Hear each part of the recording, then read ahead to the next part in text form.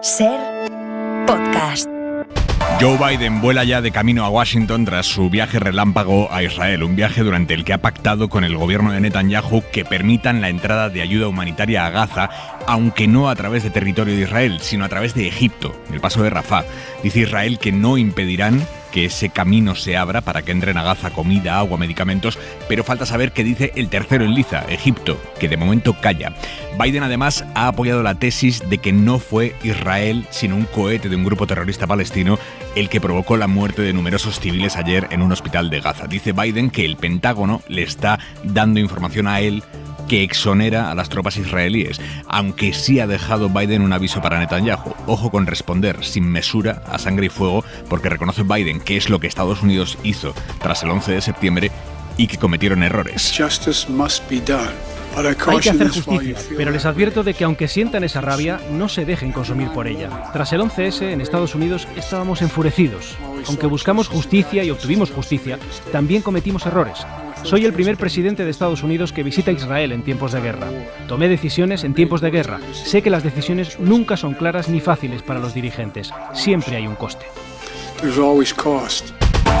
Hay media hora 25 deportes con dos titulares hoy. Imputado Joan Laporta por el caso Negreira y Jenny Hermoso, que vuelve a la selección tras el caso Rubiales. Gallego, buenas tardes. Buenas tardes, sí. Jenny Hermoso vuelve a la selección. Monse Tomé, la seleccionadora, la ha convocado para los partidos de clasificación ante Italia y Suiza. Ha hablado con ella, se encuentra mejor y además ha marcado 3 goles en los últimos 4 partidos. Y el juez del caso Negreira decide imputar en la causa al actual presidente del Barça, Joan Laporta, porque los pagos efectuados durante su primer mandato a Negreira son parte, dice el juez, de un cohecho continuado.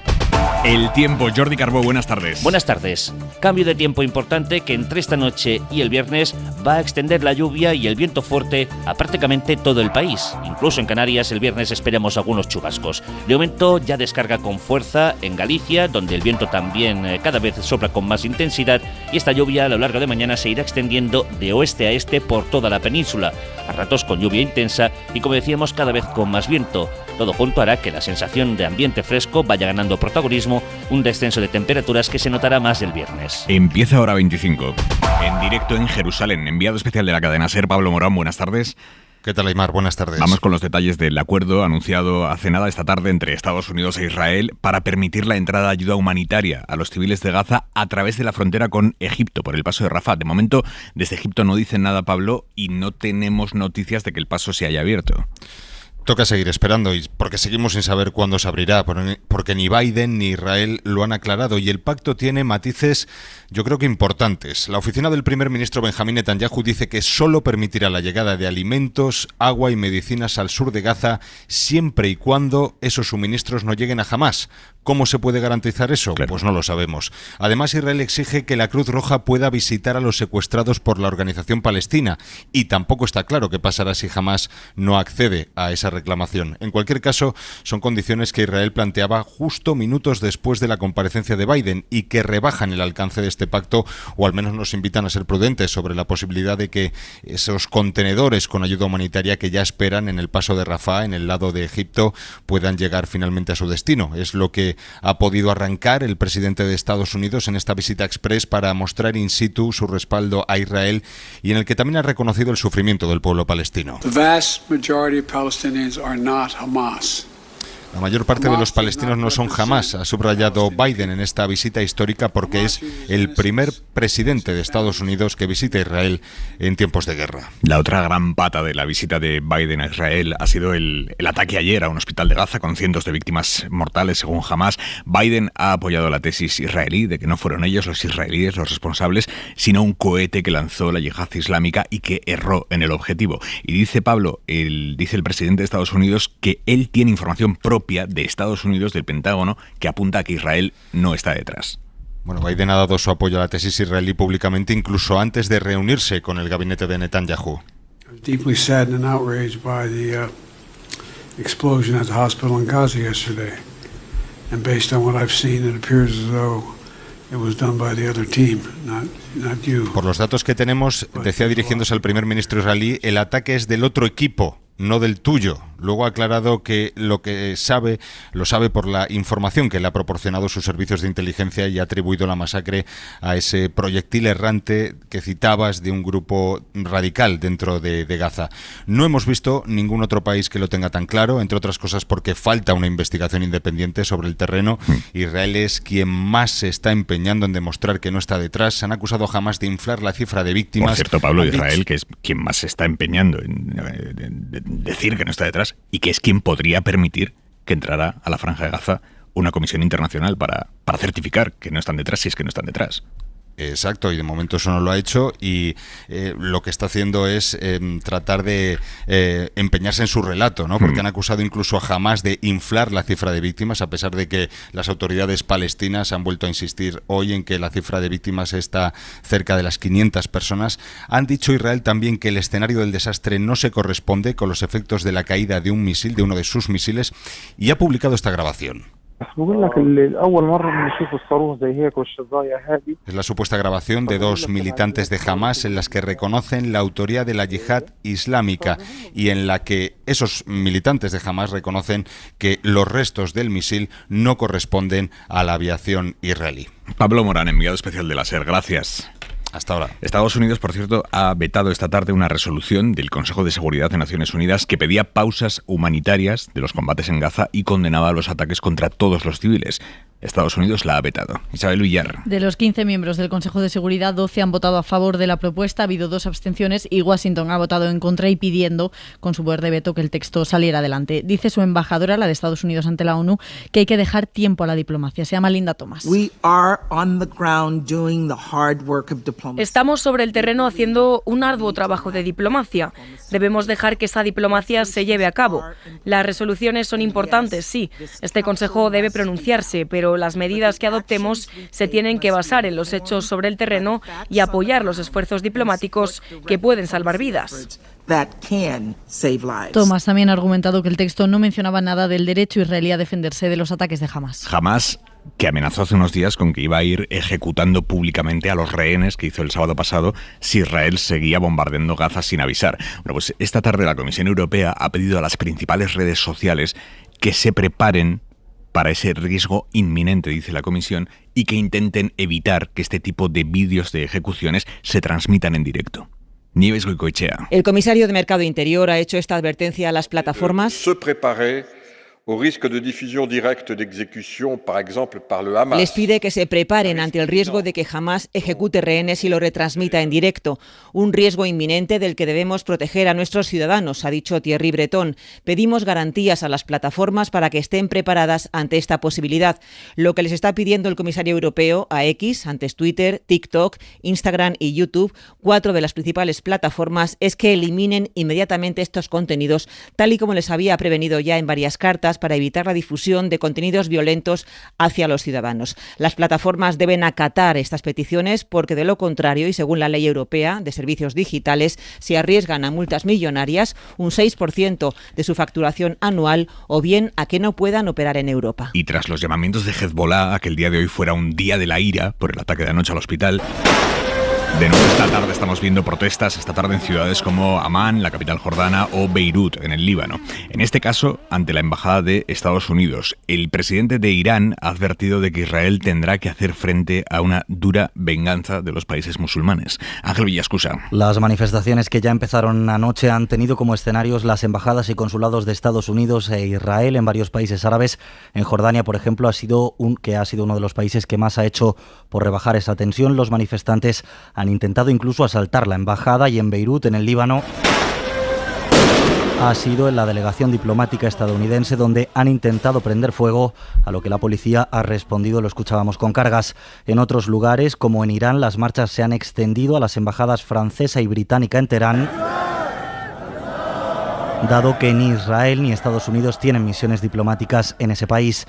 También han salido a las calles para protestar por la explosión de ese hospital de Gaza en Turquía, en Marruecos o en Túnez, e incluso en Cisjordania, en Palestina, donde han muerto 2 adolescentes a manos de las fuerzas israelíes cuando participaban en una protesta en Ramallah. Ante esta presión creciente ante las embajadas de medio mundo, aquí en España el Ministerio del Interior ha ordenado reforzar la vigilancia en una 30 de ellas de embajadas. Javier Bañuelos. Sí, en base a las informaciones de inteligencia recabadas por el CNI, el Ministerio del Interior ha reforzado ya la presencia policial en la Embajada de Israel, también en sus lugares de culto y en los colegios judíos.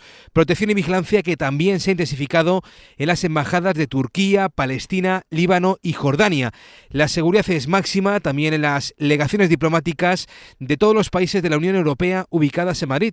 En esos edificios se han reforzado las medidas preventivas antiterroristas y de manera particular en las embajadas de Francia, Suecia y Dinamarca, también las de Reino Unido y de Estados Unidos.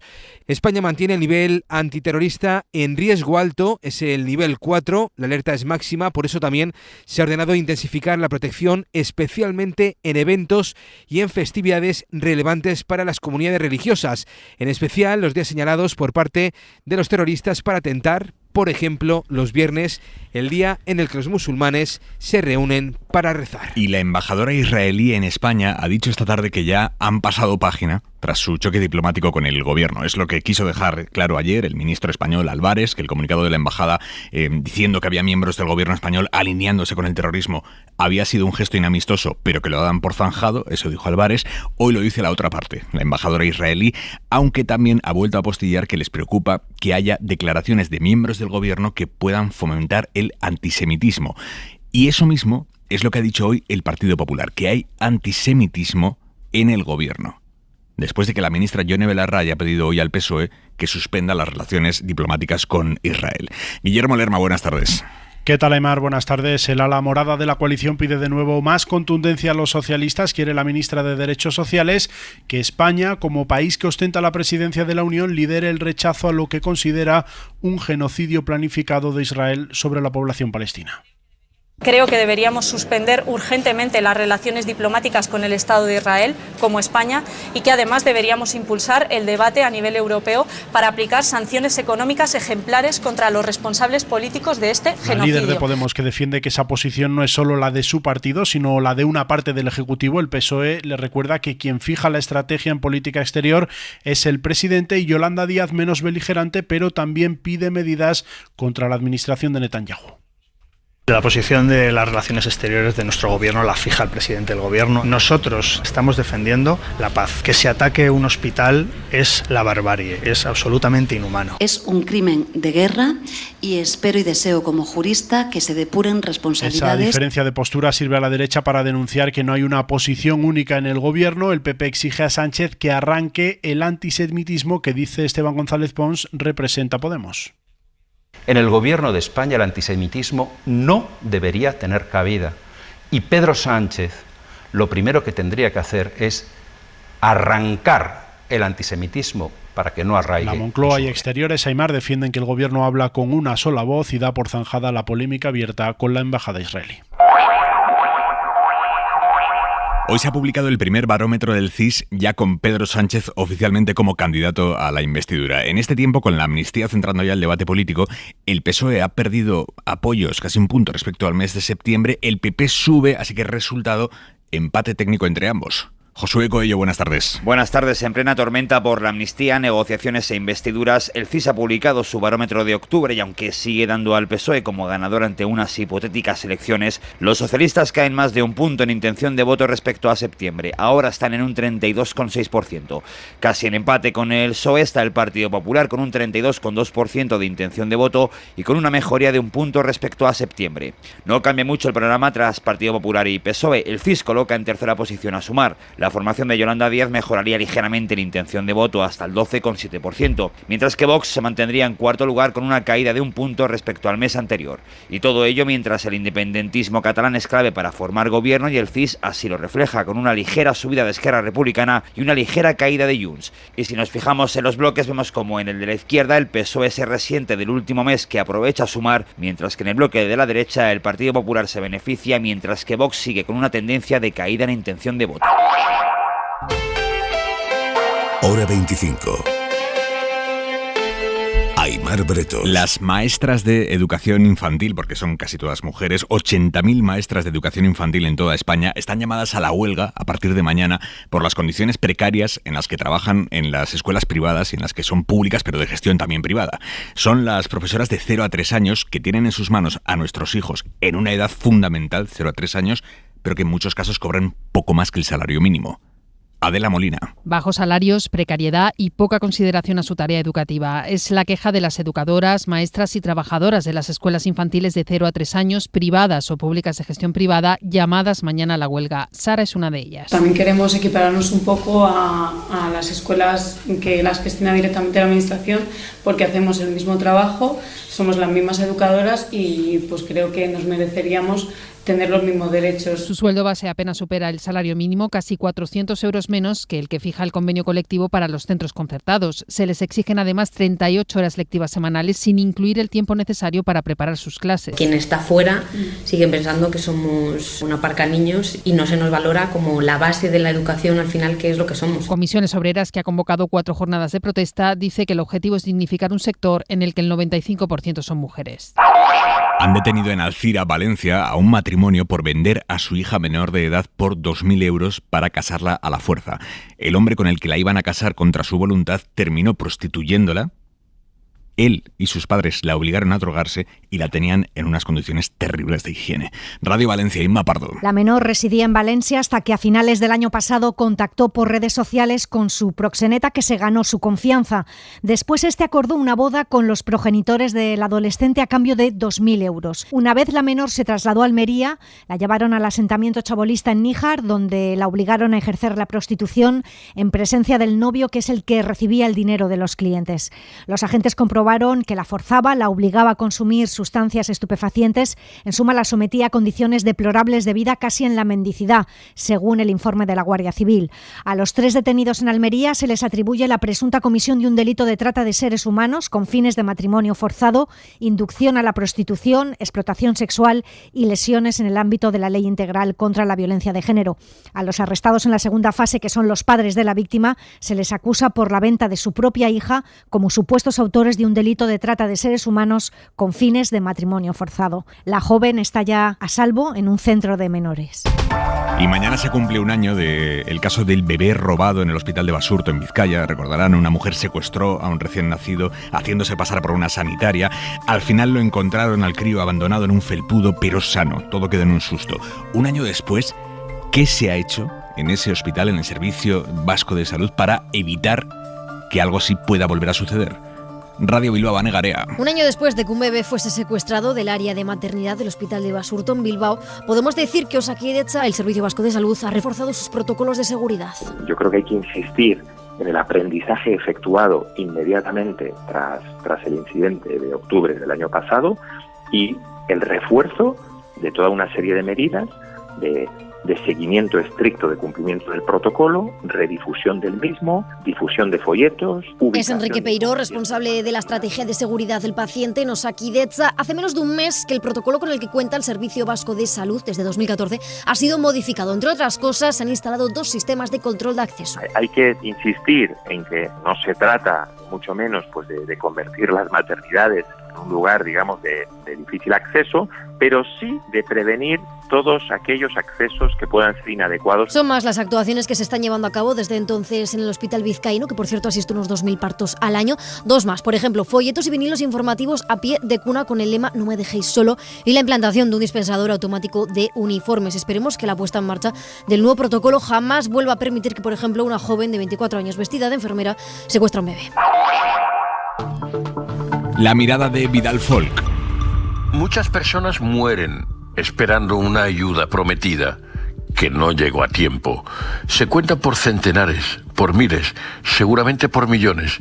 Y no solo en los escenarios de las guerras más atroces como en Oriente Próximo, donde se debate no sobre quién muere ni por qué, sino quién es, en cada caso, el culpable. Más cerca, aquí, más de 45.000 personas murieron en España en 2022, mientras esperaban una ayuda que nunca les llegó. 45.000. Una ayuda de unos 8.000 euros al año por estar sometidos a una situación de gran dependencia. Es cruel, estás en estado muy vulnerable, estás apuntado a las listas para recibir la ayuda, tienes todo el derecho, estás en regla y te mueres antes de recibir aquello a lo que, entre todos, habíamos acordado que tenías derecho, como otras 350.000 personas que aguardan. Ya veremos cuántos llegan a recibir el maná antes de su entierro. Del retraso fatal son responsables algunas autonomías. 9 de ellas recortaron su presupuesto para estos fines. Entre los casos más sangrantes figuran Cataluña y Murcia, pero también Andalucía, Galicia, Castilla y León. Así lo denuncia la Asociación de Directores y Gerentes de Servicios Sociales. Son los que están en la trinchera, los que saben de la política de las cosas, mientras parece que los estados mayores solo discuten de las cosas de la política. Hora 25. Aimar Bretos.